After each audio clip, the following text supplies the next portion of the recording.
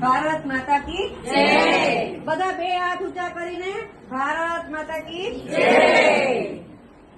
હવે આપણે 2026 ની અત્યારે ચૂંટણી આવી રહી છે, એના અનુસંધાને તમને સૌને જણાવીશ કે આપણે મોદી સાહેબે, આપણા માનનીય વડાપ્રધાન મોદી સાહેબે આપણા દેશ માટે કેટલા બધા વિકાસના કાર્યો કર્યા છે। તો સૌથી પહેલી છે આપણા રાજકોટમાં સૌની યોજના।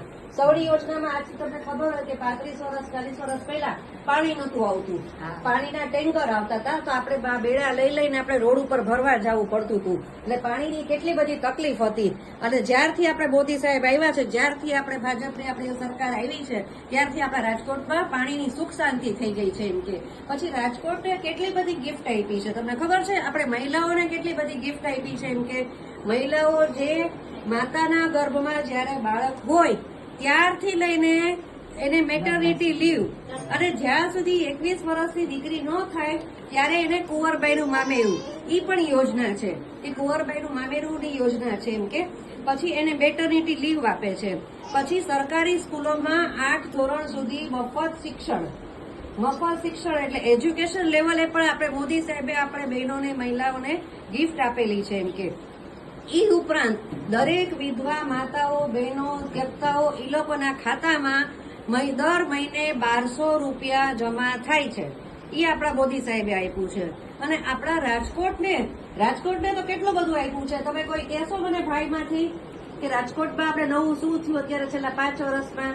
Atal Sarovar, yes, Atal Sarovar, AIIMS hospital આવી, બીજું હજી કઈ ત્યાંથી કોઈ કહેશો? ત્યાંથી કોઈ કહેશો?